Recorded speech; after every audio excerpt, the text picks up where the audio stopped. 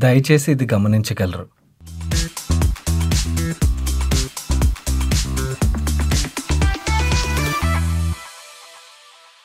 Good morning money persons, welcome to ask money per show.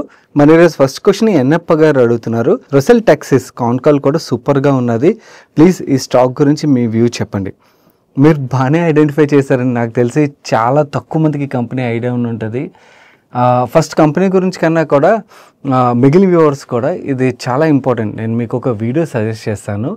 NDTV ప్రాఫిట్లోని value cost team వాళ్ళు aerospace sector రిలేటెడ్గా ఏదైతే major changes జరుగుతున్నాయి దాని రిలేటెడ్గా ఒక ఇంటర్వ్యూ అయితే ఇచ్చారు. It's a must watch. ఎందుకంటే క్లియర్లీ ఏరోస్పేస్ సెగ్మెంట్లో ఎలాంటి ఆపర్చునిటీ బిల్డ్ అవుతుంది, ఇండియన్ కంపెనీస్ ఎంత క్రిటికల్ రోల్ ప్లే చేయబోతున్నాయి, దీనివల్ల మన ఇండియన్ కంపెనీస్ ఏవైతే ఇప్పుడు మనకి ఎక్స్పెన్సివ్ అనిపిస్తాయి పీ రేషియో ఆధారంగా చూసినట్టయితే యాక్చువల్లీ వాళ్ళ ఫ్యూచర్ ఎర్నింగ్స్ ఏవైతున్నాయో అవి ఎన్ని ఫోల్డ్స్ మల్టిప్లై అవబోతుంది, ఇవన్నీ కూడా మీకు ఇంటర్వ్యూ చూసినట్టయితే ఒక క్లారిటీ వస్తుంది. చాలా మంచి ఇంటర్వ్యూ ఇది, చాలా డీటెయిల్గా కవర్ చేశారు. నా ఏరోస్పేస్ సెగ్మెంట్లోని మనకి కంపెనీస్ గురించి ఫైండ్ అవుట్ చేస్తే వెరీ లిమిటెడ్ కంపెనీసే ఉన్నాయి. అందులోని రొసెల్ టెక్సిస్ కూడా ఒకటన్నమాట. ఇది రొసెల్ గ్రూప్లోని సబ్సిడరీ కింద ఉండేది. ఆ రొసెల్ గ్రూప్ ఏదైతే ఉన్నదో వాళ్ళకి టీ బిజినెస్ ఉండేది. అక్కడి నుంచి దీన్ని డీమర్జర్ చేసి లిస్ట్ చేశారన్నమాట. ఈ కంపెనీ విషయంకి వచ్చేసరికి మనకి ఫ్లైట్స్లోని electrical wiring and interconnected systems ఉంటాయి కదా, వీళ్ళు ఆ వర్క్ చేస్తారన్నమాట. ఇక్కడ నుంచి వీళ్ళకి 70% ఆఫ్ ద రెవెన్యూ అయితే కరెంట్లీ వస్తున్నది. దీంతోపాటు electrical panel and assembly work చేస్తారు, and electronic systems and integration work చేస్తారు, అండ్ ఆటోమేటిక్ టెస్ట్ సొల్యూషన్స్ ఉంటాయి కదా ఆ సొల్యూషన్స్ కూడా ప్రొవైడ్ చేస్తారు. అండ్ మిగిలిన అదర్ సెగ్మెంట్స్ నుంచి వీళ్ళకి 30% ఆఫ్ ద రెవెన్యూ అయితే కరెంట్లీ వస్తుంది. ఈ కంపెనీకి బెంగళూరులో ఒక ఫెసిలిటీ ఉన్నది. 2,25,000 ఎస్ఎఫ్టీలో ఈ ఫెసిలిటీ అయితే రన్ చేస్తున్నారు. ఇక్కడ మెజారిటీ ఆఫ్ ద వర్క్ అయితే నడుస్తుంది. వీళ్ళ కెపాసిటీని కూడా ఎక్స్పాండ్ చేస్తున్నారు. అండ్ ఈ బెంగళూరు ఫెసిలిటీ మాత్రమే కాకుండా మనకి ఎయిర్లైన్ కంపెనీస్ మేజర్లీ యూఎస్లోనే ఉంటాయి కదా, సో వీళ్ళకి యూఎస్లోని ఒక సబ్సిడరీ కంపెనీ కూడా ఉన్నది క్లయింట్ ఎక్విజిషన్ రిలేటెడ్గా. అండ్ కంపెనీది last quarter to previous year same quarter మీరు నెంబర్ చూసారనుకోండి, మనకి 94% గ్రోత్ అయితే కనబడుతుంది. మేనేజ్మెంట్ కాన్ఫరెన్స్ కాల్లో ఏం చెప్తున్నారంటే present 2,500 crores worth strategic agreements ఉన్నట్టుగా చెప్తున్నారు. కన్ఫర్మ్డ్ ఆర్డర్ బుక్ విషయంకి వచ్చేసరికి 700 crores కన్ఫర్మ్డ్ ఆర్డర్ బుక్ ఉన్నట్టుగా ఇది 2 to 3 years వీళ్ళు ఎగ్జిక్యూట్ చేయబోతున్నట్టుగా చెప్తున్నారు. అండ్ ఎబిటా మార్జిన్స్ విషయంకి వచ్చేసరికి 18% నుంచి 22% మధ్యలో ఎబిటా మార్జిన్ మెయింటైన్ చేస్తామని అయితే మేనేజ్మెంట్ గైడెన్స్ ఇస్తున్నారు. 2022లోని వీళ్ళ దగ్గర 2 క్లయింట్స్ మాత్రమే ఉండేవారు. ప్రజెంట్ చూసినట్లయితే 2025 నాటికి 30 క్లయింట్స్కి వీళ్ళు ఎక్స్పాండ్ చేస్తున్నట్టుగా చెప్తున్నారు. అంటే క్లయింట్ అక్విజిషన్ బాగానే జరుగుతున్నట్టుగా మనం అర్థం చేసుకోవచ్చు. యాక్చువల్లీ వీళ్ళకి ఒక టైంలోని 99% రెవెన్యూ బోయింగ్ నుంచి వచ్చేది. ప్రజెంట్ చూసినట్టయితే 2024 నాటికి బోయింగ్ నుంచి వచ్చే రెవెన్యూ 70% తగ్గింది. అంటే న్యూ క్లయింట్స్ దగ్గర నుంచి రెవెన్యూ కంట్రిబ్యూషన్ కూడా పెరుగుతున్నట్టుగా మనం అర్థం చేసుకోవచ్చు. మేనేజ్మెంట్ ఏం చెప్తున్నారంటే 2026 కల్లా బోయింగ్ యొక్క రెవెన్యూ కంట్రిబ్యూషన్ ఏదైతే ఉన్నదో అది 40% రెడ్యూస్ చేస్తామని అయితే చెప్తున్నారు. బట్ ప్రజెంట్ చూసినట్టయితే సింగిల్ క్లయింట్ యొక్క కాన్సన్ట్రేషన్ రిస్క్ అయితే ఉన్నది. But at the same time మనకి ఎయిర్లైన్స్లోని ఉన్న కంపెనీస్ ఎన్ని ఉంటాయి, చాలా లిమిటెడ్ కంపెనీస్ ఉంటాయి కాబట్టి ఆల్వేస్ మనకి 1 or 2 మేజర్ క్లయింట్స్ దగ్గర నుంచి అయితే ఎయిర్లైన్ సెగ్మెంట్లో ఆపరేట్ చేసే కంపెనీస్ ఏవైతే ఉంటే వాళ్ళకి మెజారిటీ ఆఫ్ ద రెవెన్యూ అయితే వస్తుంటుంది. ఇండస్ట్రీస్ పరంగా మాట్లాడుకుంటే ప్రజెంట్ వీళ్ళకి వస్తున్న రెవెన్యూలోని 60 to 65% రెవెన్యూ డిఫెన్స్ సెగ్మెంట్ నుంచి వస్తున్నది. అండ్ సెమీ కండక్టర్ సెగ్మెంట్ నుంచి వీళ్ళకి కరెంట్లీ 10 to 12% రెవెన్యూ వస్తున్నట్టుగా, అండ్ స్పేస్ సెగ్మెంట్ ఏదైతే ఉంటుందో ఇక్కడ నుంచి వీళ్ళకి 8 to 12% రెవెన్యూ వస్తున్నట్టుగా మేనేజ్మెంట్ చెప్తున్నారు. ఇదంతా పాస్ట్. కమింగ్ టు ఫ్యూచర్ విషయంకి వచ్చేసరికి ఇక్కడ మేజర్ ఇంట్రెస్టింగ్ థింగ్స్ అయితే జరుగుతున్నాయి. ప్రజెంట్ ఒక ఎయిర్ క్రాఫ్ట్లో ఏదైతే రిక్వైర్మెంట్ ఉంటుందో ఆ రిక్వైర్మెంట్లోని వీళ్ళ కంట్రిబ్యూషన్ 5 to 7% ఉన్నదంట. మేనేజ్మెంట్ ఏం చెప్తున్నారంటే వీళ్ళు ఆ కంట్రిబ్యూషన్ని 12% నుంచి 15%కి ఇంక్రీజ్ చేయడానికి అయితే చూస్తున్నట్టుగా చెప్తున్నారు. సో యాక్చువల్ 12% నుంచి 15%కి ఇంక్రీజ్ చేయగలిగినట్టయితే వీళ్ళ నెంబర్స్లోని సబ్స్టాన్షియల్ గ్రోత్ అయితే మనం చూడొచ్చు అన్నమాట. సో ఈచ్ ఎయిర్ క్రాఫ్ట్లోని వీళ్ళ కంటెంట్ పర్సంటేజ్ పెంచడం గురించి అని మనం ముందు మాట్లాడుకున్న ఏవైతే సెగ్మెంట్స్లో వీళ్ళు ఆపరేట్ చేస్తున్నారో అవి మాత్రమే కాకుండా అడిషనల్లీ వీళ్ళు system integration for electro mechanic సిస్టమ్స్ని అండ్ అలాగే అన్నిటికన్నా ఇంపార్టెంట్ థింగ్ ఏంటంటే మేనేజ్మెంట్ ఏమన్నారంటే మనం ప్రీవియస్గా కూడా చాలాసార్లు మాట్లాడుకుంటూ వస్తున్నాం ఎయిర్లైన్స్ రిలేటెడ్గా మనకి ఫ్లైట్ క్యారియర్స్ ఏవైతే ఉంటే వాటి ఒక షార్టేజ్ అయితే ఉన్నది. ఎందుకంటే మేజర్లీ వరల్డ్లో 2 మ్యానుఫ్యాక్చర్స్ ఉన్నారు. అండ్ వాళ్ళ కెపాసిటీస్ ఫుల్ ఉన్నాయి కాబట్టి ఓల్డ్ ఎయిర్ క్రాఫ్ట్స్ ఏవైతే ఉంటే వాటి యొక్క రిపేర్ వర్క్ రిలేటెడ్గా చాలా ఆపర్చునిటీ అయితే బిల్డ్ అవుతుంది. అండ్ పాత ఎయిర్ క్రాఫ్ట్స్ని ఆల్రెడీ రిపేర్ వర్క్ చేసి మనకి స్పైస్ జెట్ ఒక ఎక్స్చేంజ్ ఫైలింగ్స్ చదివామనుకోండి, వాళ్ళ మేనేజ్మెంట్ అలాంటి కామెంటరీ చేస్తున్నారు. చాలా ఎయిర్ క్రాఫ్ట్ క్యారియర్స్ ఏంటంటే ఓల్డ్ ఎయిర్ క్రాఫ్ట్స్ ఏవైతే ఉంటే వాటి రిపేర్ వర్క్ రిలేటెడ్గా కూడా ఫోకస్ చేస్తున్నారు. వీళ్ళు ఏమన్నారంటే అక్కడ మ్యాసివ్ ఆపర్చునిటీ బిల్డ్ అవుతుంది కాబట్టి అక్కడ వీళ్ళు ఫోకస్ అయితే పెంచబోతున్నట్టుగా చెప్తున్నారు. అండ్ అక్కడ నుంచి మెజారిటీ ఆఫ్ ద గ్రోత్ని వీళ్ళు యాంటిసిపేట్ చేస్తున్నట్టయితే మేనేజ్మెంట్ కాన్ఫరెన్స్ కాల్లో కామెంట్ చేస్తున్నారు. ఇది మాత్రమే కాకుండా వేరే అదర్ ప్రొడక్ట్స్లో కూడా వీళ్ళు ఎక్స్పాండ్ అయితే అవబోతున్నారు. అవి రిపేర్ అండ్ ఆపరేషనల్ యాక్టివిటీలోకి వీళ్ళు ఎక్స్పాండ్ అయ్యారు అనుకోండి, ఆటోమేటిక్గా వీళ్ళకి సివిల్ ఎయిర్ క్రాఫ్ట్ సెగ్మెంట్ ఏదైతే ఉంటుందో అక్కడ నుంచి కూడా మంచి రెవెన్యూ కంట్రిబ్యూషన్ అయితే యాడ్ అవుతుంది. అండ్ అక్కడ నుంచి కూడా చాలా మంచి గ్రోత్ ఎక్స్పెక్ట్ చేస్తున్నట్టుగా చెప్తున్నారు. అండ్ వీళ్ళు న్యూ ప్రొడక్ట్స్ ఏవైతే యాడ్ చేస్తున్నారో దాని రిలేటెడ్గా క్యాపబిలిటీ బిల్డ్ చేసుకోవడం గురించి అని చెప్పి ఈవెన్ యాక్చువల్లీ M&As రిలేటెడ్గా కూడా చూస్తున్నట్టుగా మేనేజ్మెంట్ అయితే చెప్తున్నారు. అండ్ అలాగే ఈ కాన్ఫరెన్స్ కాల్లోని ఇంకొక 2 ఇంపార్టెంట్ థింగ్స్ అయితే నేను అబ్జర్వ్ చేశాను. ఏంటంటే Boeing T-7A Red Hawk aircraft ఏదైతే ఉన్నదో మీకు ఇక్కడ స్క్రీన్ మీద చూపిస్తాను. ఈ ఎయిర్ క్రాఫ్ట్ యొక్క డెలివరీస్ ఆల్రెడీ స్టార్ట్ అయినట్టుగా అండ్ ఇందులో వీళ్ళ ప్రొడక్ట్స్ అయితే యూజ్ చేసినట్టుగా అండ్ నెక్స్ట్ 8 to 10 monthsలోని యాక్చువల్లీ వాల్యూమ్ అయితే బాగా పెరగనున్నట్టుగా మేనేజ్మెంట్ అయితే కామెంట్ చేస్తున్నారు. అండ్ అక్కడ వీళ్ళ ప్రొడక్ట్స్ యూజ్ అవ్వడం వల్ల యాక్చువల్లీ అక్కడ నుంచి వీళ్ళకి చాలా మంచి రెవెన్యూ అయితే యాంటిసిపేట్ చేస్తున్నారు. అండ్ ఇది మాత్రమే కాకుండా F-16 ఎయిర్ క్రాఫ్ట్స్ ఏవైతే ఉన్నాయో చాలా పాపులర్ కదా, F-16 ఎయిర్ క్రాఫ్ట్లో కూడా వీళ్ళ ప్రొడక్ట్స్ యూజ్ అవుతాయని అయితే చెప్తున్నారు. అది నాకు చాలా ఇంట్రెస్టింగ్ అనిపించింది. ఎందుకంటే వీళ్ళు ఇనీషియల్గా బోయింగ్తో టైఅప్ ద్వారా వీళ్ళు ప్రొడక్ట్స్ అయితే సప్లై చేస్తున్నట్టుగా ఇప్పుడు డైరెక్ట్గా లోకెడ్ మార్టిన్తో వీళ్ళు కనెక్ట్స్ పెంచుకుని వాళ్ళకి డైరెక్ట్గా సప్లై చేస్తున్నట్టుగా అయితే మేనేజ్మెంట్ కామెంట్ చేశారు. సో F-16 రిలేటెడ్గా కూడా వీళ్ళు చాలా మంచి గ్రోత్ ఎక్స్పెక్ట్ చేస్తున్నట్టుగా అయితే మేనేజ్మెంట్ చెప్తున్నారు. అండ్ FY26 అది ఫైనాన్షియల్ నుంచి వీళ్ళు మల్టీఫోల్డ్ గ్రోత్ యాంటిసిపేట్ చేస్తున్నట్టుగా మేనేజ్మెంట్ అయితే కాన్ఫరెన్స్ కాల్లో మెన్షన్ చేశారు. కొత్త CEO కూడా జాయిన్ అయ్యారు. ఆయన చాలా మంచి ఎక్స్పీరియన్స్ అయితే ఉన్నది. ఇంట్రెస్టింగ్. యాక్చువల్లీ ఈ కంపెనీ కాదు, మనకి ఏరోస్పేస్ సెగ్మెంట్ ఏదైతే ఉన్నదో ఈ సెగ్మెంట్లోని మీకు ఏమైనా ఇంట్రెస్టింగ్ కంపెనీస్ దొరికినట్టయితే మంచి వాల్యుయేషన్లో దొరికినట్టయితే మాత్రం బై చేసిన తర్వాత జస్ట్ 10%, 20%కి మీరు ఏదో ట్రేడ్ చేయడాలు అవి చేయొద్దు. ఎందుకంటే క్లియర్లీ ఇక్కడ మల్టీ బ్యాగర్ ఆపర్చునిటీ అయితే నాకు కనబడుతుంది. మన నెక్స్ట్ క్వశ్చన్ ధీరజ్ గారు అడుగుతున్నారు. ధీరజ్ గారు అడిగిన క్వశ్చన్కి ఆన్సర్ చేసే ముందు స్మాల్ రిమైండర్ గైస్, వీడియోలో షేర్ చేసిన ఇన్ఫర్మేషన్ మీకు హెల్ప్ఫుల్ అయింది అనిపించినట్టయితే వీడియోని తప్పకుండా లైక్ చేయడం మర్చిపోకండి. అండ్ ఛానల్కి అయితే ఫస్ట్ టైం వచ్చినట్టయితే ఇలాంటి ఇన్ఫర్మేషన్ రెగ్యులర్గా ఫాలో అవడానికి మన మనీ పర్స్ ఛానల్ సబ్స్క్రైబ్ చేసి పక్కన బెల్ ఐకాన్లో ఆల్ నోటిఫికేషన్స్ యాక్టివేట్ చేసుకోండి. అండ్ మీకు కూడా ఏదైనా క్వశ్చన్ ఉండి మమ్మల్ని అడగాలనిపించినట్టయితే కింద కామెంట్ సెక్షన్లో కంటిన్యూస్గా #AskMoneyPers అని చెప్పి మన వ్యూవర్స్ ఎలాగైతే రాస్తున్నారో అలా రాసి మీ క్వశ్చన్స్ రాసినట్టయితే మీ క్వశ్చన్స్ అయితే మాకు రీచ్ అవుతాయి అన్నమాట. నో కమింగ్ టు ధీరజ్ గారు క్వశ్చన్ విషయంకి వచ్చేసరికి, హాయ్ సార్ గారు, నేను మీ రెగ్యులర్ ఫాలోవర్ని from COVID-19. I'm 29 years old and techie. నాకు మ్యారేజ్ అప్పుడు డౌట్ ఉండేది, ఒక అన్నోన్ పర్సన్తోని పెళ్లి చూపులో 10 నిమిషాలు మాట్లాడి ఎలా డిసైడ్ అవ్వాలని చెప్పి ఈ కన్ఫ్యూషన్ అయితే ఉండేది. బట్ పెళ్లి చూపులో ఆ అమ్మాయి కూడా మనీ పర్స్ ఫాలోవర్ అనేసరికి నాకు ఫుల్ క్లారిటీ వచ్చేసి డెసిషన్ అయితే ఇద్దరం కలిపి తీసుకున్నాం. Okay, thanks for teaching discipline in investing. నా take home salary 1 lakh per month. Present no EMIs or loans. ఇప్పుడు నా క్వరీ ఏంటంటే మ్యారేజ్ ఎక్స్పెన్సెస్కి ఎక్స్ట్రాగా అరౌండ్ 10 lakhs వరకు అవసరం ఉంటుంది. Which one should I consider below? నాకు కొన్ని స్టాక్స్ మీద కన్విక్షన్ లేదు అండ్ నెగిటివ్లో కూడా ఉన్నాయి. Should I need to sell them? Or కొన్ని స్టాక్స్ నాకు 300% రిటర్న్స్ ఇచ్చాయి, నాకు ఫుల్ కన్విక్షన్ కాన్ఫిడెన్స్ ఉన్నది, like it will grow in long term అని చెప్పి, అంటే అవి సెల్ చేయాలని అడుగుతున్నట్టున్నారు. And third, should I need to take personal loan? Fourth option, కొంచెం గోల్డ్ ఉన్నది, సెల్ చేయాలా ఆర్ గోల్డ్ లోన్ తీసుకోవాలా? ప్లీజ్ సజెస్ట్ అన్న. If all works out well, నేను నా ఫియాన్సీ శాలరీ కలిపి ఫైనాన్షియల్ ప్లానింగ్తో ఇంకో క్వశ్చన్ని 6 monthsలో పోస్ట్ చేస్తాను, ఆన్సర్ చేస్తాను. నా కమింగ్ టు మీ క్వశ్చన్ విషయంకి వచ్చేసరికి, కామన్గా ఇన్వెస్టర్లో ఒక కన్ఫ్యూజన్ అయితే చూస్తుంటాను. అంటే ఐ హోప్ మీకు ఆ కన్ఫ్యూజన్ లేదు అనుకున్నాను, బట్ స్టిల్ అలర్ట్ చేయడం నా రెస్పాన్సిబిలిటీ కదా. కామన్గా ఏం జరుగుతుందంటే మనం కొన్న స్టాక్ ప్రైస్ మూమెంట్ ఏదైతే ఉంటుందో ఆ ప్రైస్ మూమెంట్ మన కన్విక్షన్ని ఇంపాక్ట్ చేస్తుంది. ఇది మీకే కాదు, నాకు కూడా జరుగుతుంది. లెట్స్ సే మనం కొన్న తర్వాత స్టాక్ పెరుగుతున్నది అనుకోని మన ఆ కంపెనీస్ మీద కన్విక్షన్ అన్నది బిల్డ్ అవుతుంటుంది, ఆ కంపెనీ యొక్క గ్రోత్ రిలేటెడ్గా. అదే స్టాక్ పడుతుంది అనుకోండి, మనం యాక్చువల్లీ కొనే ముందు చాలా హోంవర్క్ చేసి ఈ స్టాక్ బాగా గ్రో అవుతుంది అని చెప్పి మనం బిలీవ్ చేసి కొన్నా కూడా ఇంకే స్టాక్ బాగా కరెక్టే అండ్ కొన్నాళ్ళ పాటు ఆ కరెక్షన్ ఆ ప్రైస్లోనే ఉండిపోయింది అనుకోండి, దెన్ నెమ్మదిగా ఆ కన్విక్షన్ అనేది వీక్ అవ్వడం అయితే జరుగుతుంటుంది. సో ఇది కామన్గా ప్రతి ఒక్కరికి జరిగేది. ఎందుకంటే మనం హ్యూమన్స్, ఓకే, మన సైకలాజికల్ బిహేవియర్ ఏదైతే ఉంటుందో మనది ఇలాగే ఉంటుంది. సో దాన్ని మనం అలర్ట్ చేసుకుని ఓవర్కమ్ చేసినప్పుడు మనం రైట్ డెసిషన్స్ అయితే తీసుకోగలుగుతాం.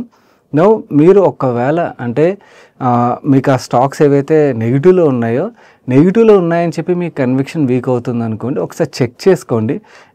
నేను ఏం చెప్తానంటే ఈ చెక్ చేయడం, మీరు ఆల్రెడీ కొన్నవి పెరిగినవి అండ్ అలాగే నెగిటివ్లో ఉన్నవి రెండింటి మీద ఒకసారి బిజినెస్ రిలేటెడ్గా, వాల్యుయేషన్స్ రిలేటెడ్గా జస్ట్ ఒక 1 day కూర్చోండి. ఆల్రెడీ మీరు హోల్డ్ చేసిన స్టాక్సే కాబట్టి మీకు ఐడియా ఉంటుంది. మీరు రీవర్క్ చేయడానికి ప్రయత్నించండి. రీవర్క్ చేసిన తర్వాత నాకు ఓకే ఈ బిజినెస్ అయిపోయింది, ఓకే చాలా ఎక్స్పెన్సివ్ అయిపోయింది. లెట్స్ సే ఫర్ ఎగ్జాంపుల్ మనం మాట్లాడుకోవాలంటే కొన్ని PSU డిఫెన్స్ స్టాక్స్ ఉన్నాయి. యాక్చువల్లీ అవి గ్రో అవ్వాల్సిన దానికన్నా కూడా స్టాక్స్ అయితే బాగా గ్రో అయిపోయి, ఈవెన్ మేనేజ్మెంటే మేము అంత గ్రో అవ్వలేమని చెప్పి కామెంటరీ ఇస్తున్నారు. సో అలాంటి కేసులో మనకి స్టాక్ బాగా పెరుగున్నా కూడా ఓకే ఫ్యూచర్లో మనకి ఆ గ్రోత్ డెలివర్ చేయలేదనుకోండి, దాని ఏమవుతుంది, మీరు ఆల్రెడీ ఏవైతే ప్రాఫిట్స్ హోల్డ్ చేస్తున్నారో ఆ ప్రాఫిట్స్ కూడా లూజ్ అయ్యే ఆస్కారం ఉంటుంది కదా. సో ఈ హోంవర్క్ చేసిన తర్వాత కన్విక్షన్ లేని స్టాక్స్ ఏవైతే ఉంటే బిజినెసెస్ పరంగా, గ్రోత్ పరంగా, సో అలాంటి వాటిని కట్ డౌన్ చేయండి. అందులో అసలు తప్పలేదు. ఇన్ఫ్యాక్ట్ పర్సనల్ లోన్కి వెళ్ళేదానికన్నా కూడా కొంచెం పార్ట్ మీరు అలా సెల్ చేసేయడం వుడ్ బి బెటర్ ఆప్షన్ అన్నది నా సజెషన్ అయితే. సెకండ్, కొంచెం గోల్డ్ అంటే మీకు ఇన్వెస్ట్మెంట్ గురించి ఉన్నదంటున్నారు కాబట్టి కొంచెం గోల్డ్ అమ్మడంలో కూడా తప్పలేదు. ఎందుకంటే గోల్డ్ బాగా పెరిగింది.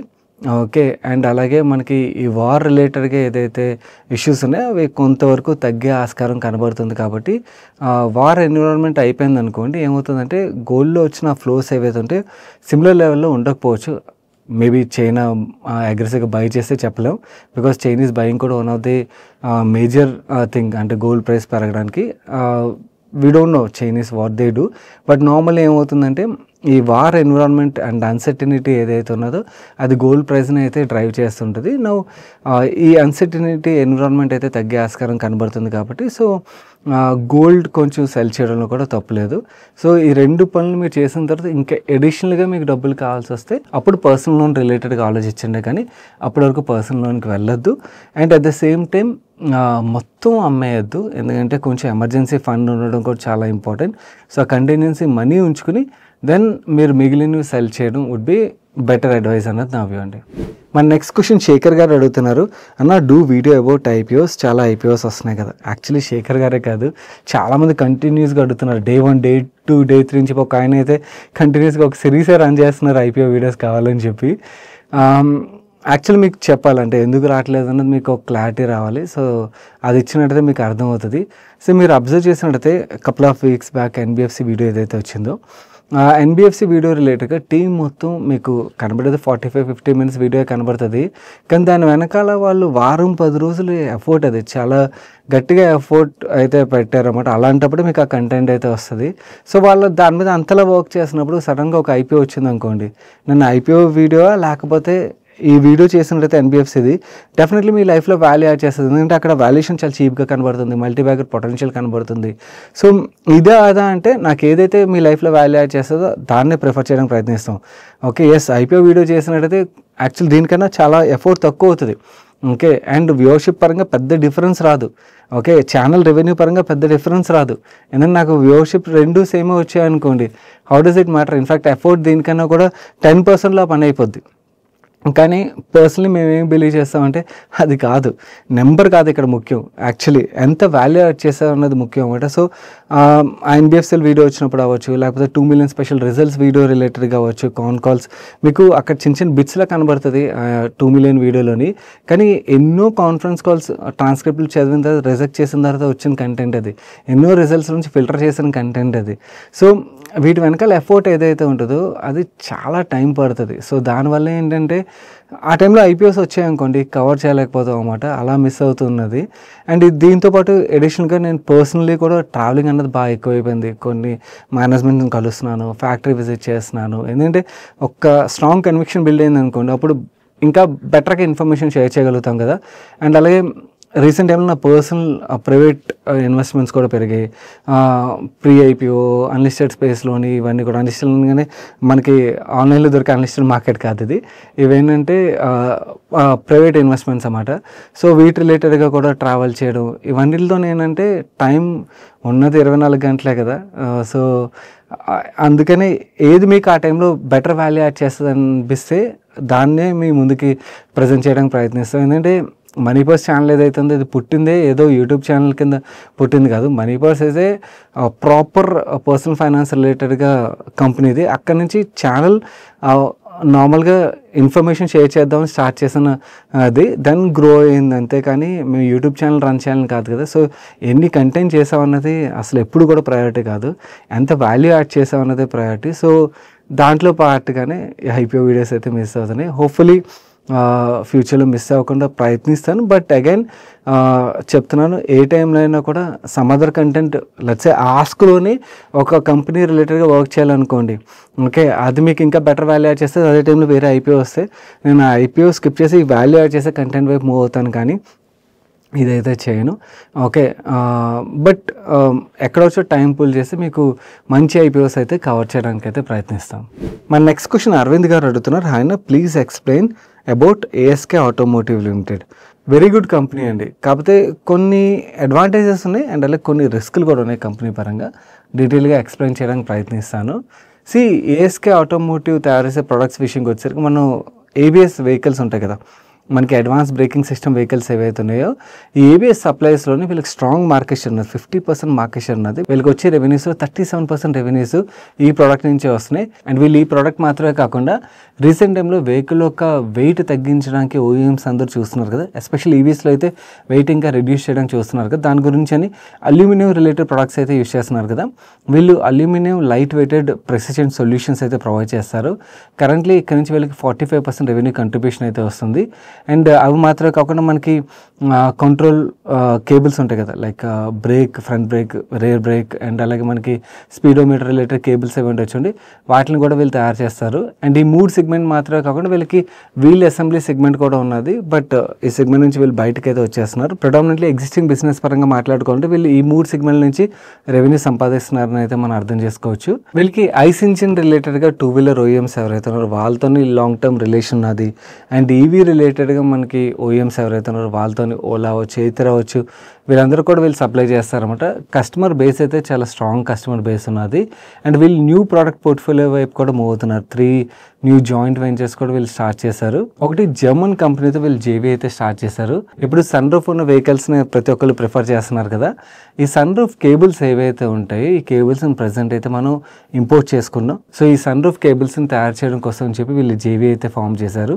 కంప్లీట్ ఇంపోర్ట్ సబ్స్టిట్యూట్ అయితే అవుతుంది. అండ్ అలాగే ఈ డొమెస్టిక్ మార్కెట్లో మాత్రమే కాకుండా వీళ్ళు ఎక్స్పోర్ట్ కూడా ఫ్యూచర్లో చేయబోతున్నట్టుగా చెప్తున్నారు ఈ సన్ రూఫ్ కేబుల్స్ రిలేటెడ్గా. ఈ జేవీ వల్ల ఏఎస్కే ఆటోమోటివ్కి ఫస్ట్ మూవర్ అడ్వాంటేజ్ అయితే దొరుకుతుంది. అండ్ అలాగే మనకి ప్యాసింజర్ వెహికల్ సెగ్మెంట్ ఏదైతే ఉన్నదో అక్కడ వీళ్ళకి చాలా మంచి ఎంట్రీ అయితే దొరుకుతుంది. ఎందుకంటే వీళ్ళు ఒక్కళ్ళే సప్లయర్ అవుతారు కదా, ఓకే, లోకల్ మనకి ప్యాసింజర్ వెహికల్ ఓఈఎమ్స్ ఎవరైతే ఉన్నారో, సో అలాంటప్పుడు వాళ్ళతో వీళ్ళు చాలా మంచి రిలేషన్ అయితే బిల్డ్ చేసుకునే ఆస్కారం అయితే ఉంటుంది. So this JV is a very big breakthrough for this company. ఇది మాత్రమే కాకుండా మనకి ఇప్పుడు అలాయ్ వీల్స్ ఎక్కువగా ప్రిఫర్ చేస్తున్నాం కదా, ఈ అలాయ్ వీల్స్ రిలేటెడ్గా వీళ్ళు ఒకటి తైవాన్ కంపెనీతోని, ఇంకోటి జపనీస్ కంపెనీతో జేవీస్ అయితే ఫామ్ చేశారు. వీటిలో తైవాన్ కంపెనీతో ఏదైతే కొలాబరేషన్ ఉన్నదో అక్కడ ఆల్రెడీ రెవెన్యూ అయితే ఈ ఫైనాన్షియల్లో వీళ్ళు ఎక్స్పెక్ట్ చేస్తున్నారు. అండ్ జపనీస్ రిలేటెడ్ కొలాబరేషన్ ఏదైతేనో అది ఫ్యూచర్లో వీళ్ళు రెవెన్యూ యాంటిసిపేట్ చేస్తున్నట్టుగా అయితే చెప్తున్నారు. ఇది మాత్రమే కాకుండా అల్యూమినియం సెగ్మెంట్ ఏదైతేనో అక్కడ న్యూ ప్రోడక్ట్ని కూడా వీళ్ళు డెవలప్ చేస్తున్నట్టుగా చెప్తున్నారు. ఓవరాల్గా ఇవన్నీ కూడా కంపెనీ పరంగా పాజిటివ్ థింగ్స్ అయితే. Government of India anti lock braking సిస్టమ్స్ని అయితే మ్యాండేటరీ చేస్తారని చెప్పి మీరు న్యూస్ వినే ఉంటారు కదా. సో దానివల్ల వీళ్ళ ఏబిఎస్ బిజినెస్ ఏదైతే దాని మీద ఇంపాక్ట్ పడే ఆస్కారం ఉన్నది. ప్రజెంట్ చూసినట్టయితే ఓవరాల్గా మనకి యాంటీ లాక్ బ్రేకింగ్ సిస్టమ్స్ ఏదైతే రిక్వైర్మెంట్ ఉన్నదో దాంట్లో 10 to 15% మాత్రమే మన లోకల్ ప్రొడక్షన్ అయితే క్యాటర్ చేయగలదు. సో ఒకవేళ మ్యాండేటరీ చేస్తున్నట్టయితే మనం ఇంపోర్ట్స్ మీద డిపెండ్ అవ్వాల్సి వస్తుంది కదా. సో అందు గురించి అని చెప్పి 2 వీలర్ ఓఈఎమ్స్ ఎవరైతే ఉన్నారో వాళ్ళు గవర్నమెంట్ని రిప్రజెంట్ చేసినట్టుగా చెప్తున్నారు. ఇది ఫేస్డ్ మేనర్లో ఇంప్లిమెంట్ చేయమని చెప్పి. సో గవర్నమెంట్ ఒక డెసిషన్ ఆధారంగా ఈ రిస్క్ అయితే డిపెండ్ అయి ఉంటుంది. ఒకవేళ గవర్నమెంట్ మ్యాండేటరీ చేస్తారనుకోండి దెన్ వీళ్ళ మీద ఇమ్మీడియట్గా ఇంపాక్ట్ పడే ఆస్కారం ఉంది. సో మీరు ఒకవేళ ఈ స్టాక్లో ఇన్వెస్ట్ చేయాలని ఆలోచిస్తున్నట్టయితే ఈ రిస్క్ని అయితే దృష్టిలో ఉంచుకొని, ఎందుకంటే గవర్నమెంట్ ఆఫ్ ఇండియా ఒక డెసిషన్ అన్నది చెప్పలేం కదా, వాళ్ళు ఎలాంటి డెసిషన్ అయినా తీసుకోవచ్చు. ఒకవేళ వాళ్ళు మ్యాండేటరీ చేస్తారనుకోండి ఫ్యూచర్లో కంపెనీ వేరే సబ్స్టిట్యూట్ ప్రొడక్ట్స్ వస్తున్నాయి, అక్కడి నుంచి రెవెన్యూ వస్తుంది కాబట్టి మేనేజ్ చేయగలుగుతుంది. బట్ షార్ట్ టర్మ్లో అయితే మాత్రం ఇది నెగిటివ్ ఇంపాక్ట్ అయితే కంపెనీ క్రియేట్ అవుతుంది. సో స్టాక్ పరంగా కొంచెం జాగ్రత్తగా ఉండండి.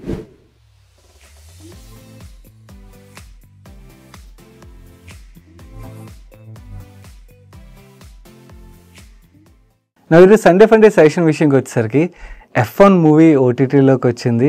థియేటర్లో చూద్దాం అనుకున్నాను, బట్ వర్క్ ఎక్కువ ఉండడం వల్ల మిస్ అయ్యాను.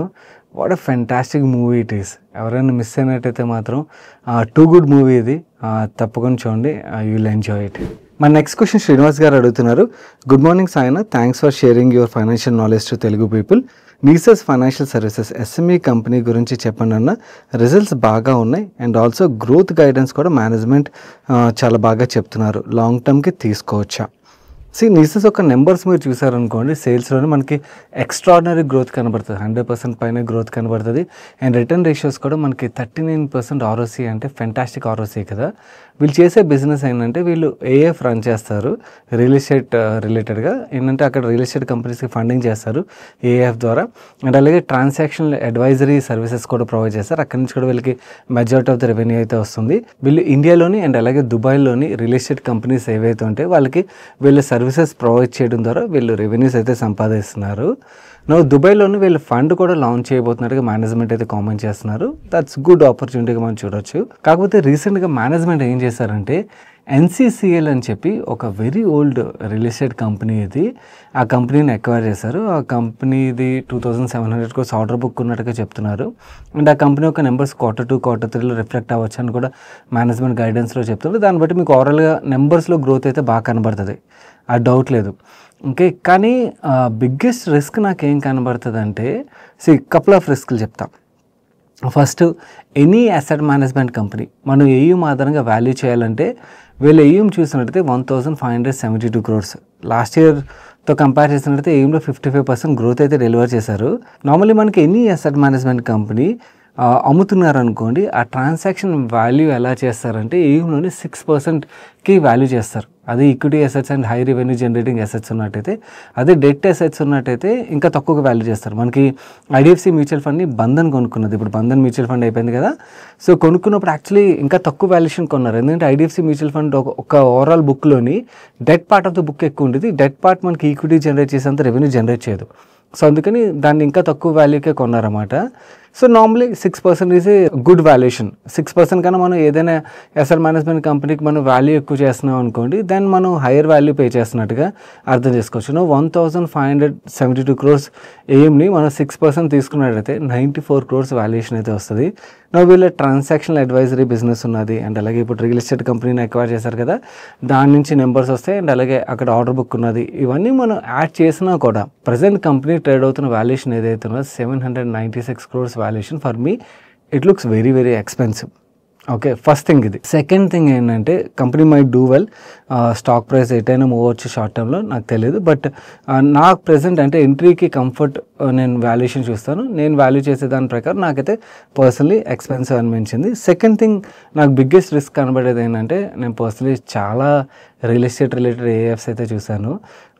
2007-8 నుంచి చాలా లాంచ్ అయినప్పుడు చాలా తోపు డైలాగ్లే ఫండ్ మేనేజ్మెంట్లు కొట్టినవి అయితే విన్నాను. ఇలా అలా రిటర్న్ జనరేట్ అవుతుంది, ఇలా అలా గ్రో అని చెప్పి కొలాప్స్ అయిపోయినవి మెజారిటీ ఆఫ్ దెమ్ చూశాను. సో అలా మాట్లాడిన ఫండ్సే ఓకే అసలు లేకుండా కొలాప్స్ అయిపోయాయి అన్నమాట.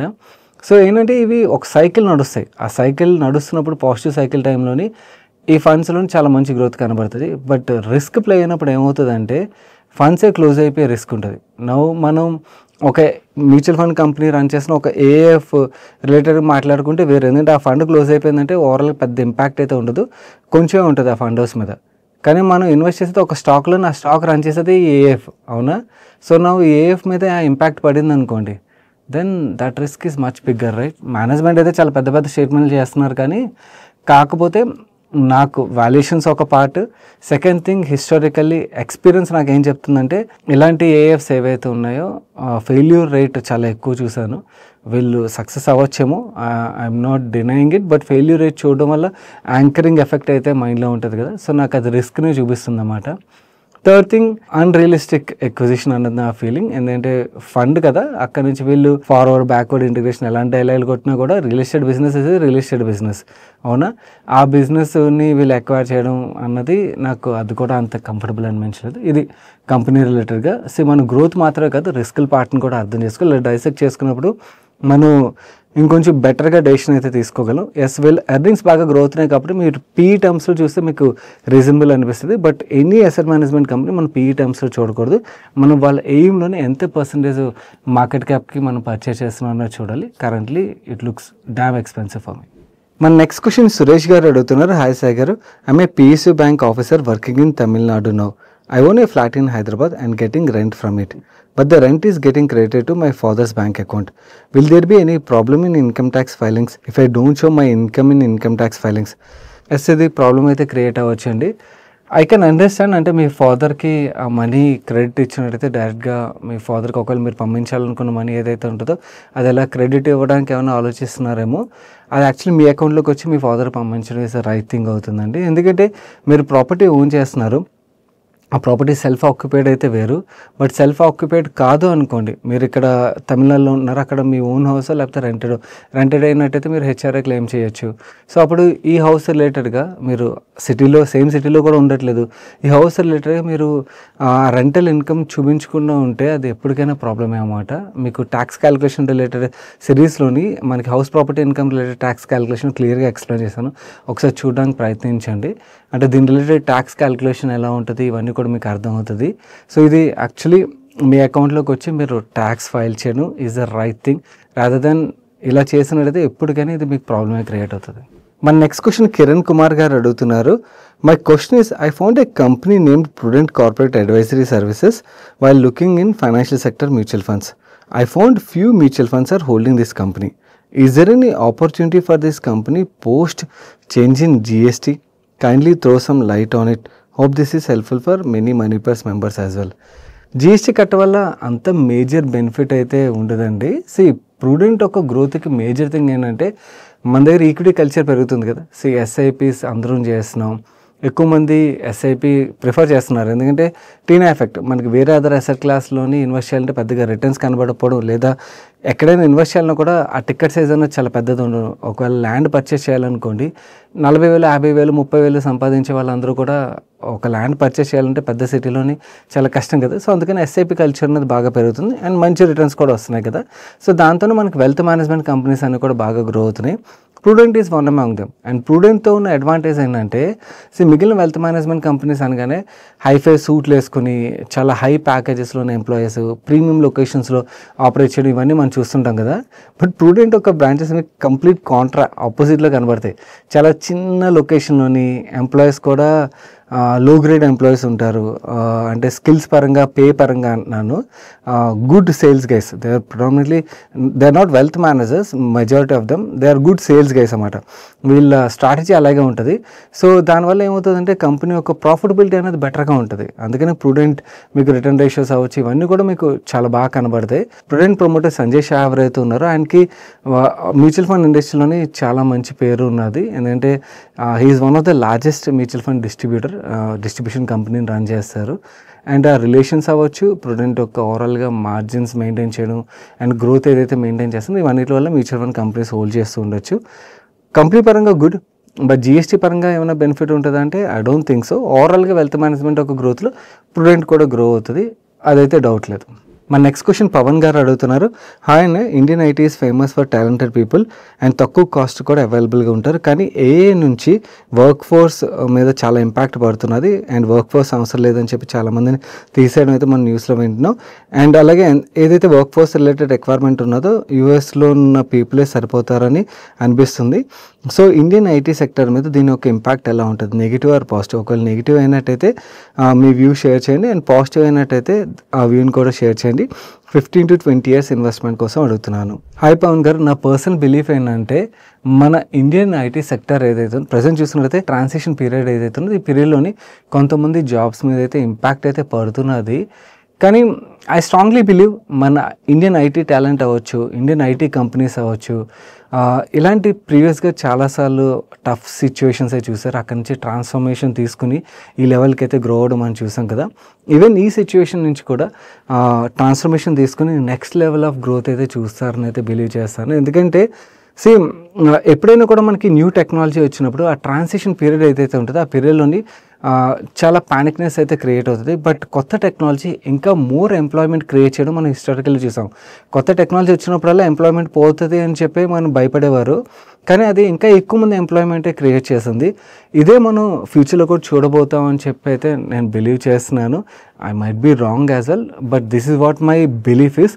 అండ్ ఆల్సో నా బిలీఫ్ ఏంటంటే మన ఇండియన్ ఐటీ టాలెంట్ ఎవరైతే ఉన్నారో వీళ్ళు ఈ ట్రాన్స్ఫర్మేషన్ రిలేటెడ్గా వాళ్ళు వర్క్ చేస్తారు, ట్రాన్స్ఫర్మేషన్ తీసుకుంటారని అయితే బిలీవ్ చేస్తాను. ఎవరైతే ఆ స్కిల్స్ అవి అప్గ్రేడ్ చేసుకోరో వాళ్ళు రిడెండెంట్ అయిపోతారు. బట్ ఎవరైతే ఈ ట్రాన్స్ఫర్మేషన్ రిలేటెడ్గా వాళ్ళ స్కిల్స్ని అప్గ్రేడ్ చేసుకుంటారో వాళ్ళు యాక్చువల్లీ జాబ్ ప్రొటెక్ట్ చేసుకోవడం మాత్రమే కాకుండా చాలా ఎక్స్పోనెన్షియల్లీ కూడా గ్రో అవుతారు అనమాట. అండ్ కంపెనీస్ కూడా అలాగే గ్రో అయ్యే ఆస్కారం ఉన్నది. లెట్స్ సీ, ట్రాన్సిషన్ పీరియడ్ అయిపోతే మనకు అర్థమవుతుంది. అండ్ ఆల్సో ఇప్పుడు ప్రజెంట్ చూసినట్టు ఇంతకుముందు మన ఇండియన్ ఐటీ కంపెనీస్కి ఇప్పటికీ చూస్తే ఇంతకుముందు ఐటీ కంపెనీస్ దగ్గర అంత క్యాష్ ఉండేది కాదు. ఇప్పుడు మన ఇండియన్ ఐటీ కంపెనీస్ దగ్గర చాలా క్యాష్ ఉన్నది. దే కెన్ డిప్లాయ్ మనీ అంటే రీసెర్చ్ రిలేటెడ్గా. Though we are not spending much, but we can definitely spend. ఒకవేళ అంటే క్రైసిస్ వచ్చి మరీ అంటే సర్వైవల్ సిచ్యువేషన్ వచ్చిందంటే స్పెండ్ అయితే చేస్తాం కదా బతకడానికి, నెక్స్ట్ లెవెల్ గ్రో అవ్వడానికి. సో అలాంటి స్టెప్స్ అయితే మన ఇండియన్ ఐటీ కంపెనీస్ తీసుకుంటాయని అయితే బిలీవ్ చేస్తాను. అండ్ పర్సనలీ నన్ను అడిగినట్టయితే కరెంట్ వాల్యుయేషన్ ఏదైతే ఉన్నదో it is at very attractive zone. And US రిలేటెడ్గా అన్సర్టనిటీ మనకి తొలగిపోయింది అనుకోండి, then IT will become again favourable sector అన్నమాట. కాకపోతే ఈ ట్రాన్సిషన్ పీరియడ్లోని కొన్ని selective good management, solid management run చేసిన కంపెనీస్ ఏవైతే ఉన్నాయో వాటిని చూడడానికి ప్రయత్నించాను. కానీ మిడ్ క్యాప్లో స్మాల్ క్యాప్లో దొరుకుతున్నాయి కదా అని చెప్పి ఏ కంపెనీ వెనకాల పడితే ఆ కంపెనీ వెనకాల పరిగెత్తద్దు. ఎందుకంటే ఆ కంపెనీలు సర్వైవ్ అవ్వడం, ట్రాన్సిషన్ తీసుకోవడం అనేది కష్టం అవ్వచ్చు. బట్ ఏవైతే స్ట్రాంగ్ మేనేజ్మెంట్స్ ఉంటాయో they will not only survive, they will actually thrive అన్నది నా బిలీఫ్ అన్నమాట. అండ్ కరెంట్లీ మనకి వాల్యుయేషన్ కూడా మంచి జోన్లోకి అయితే వస్తుంది.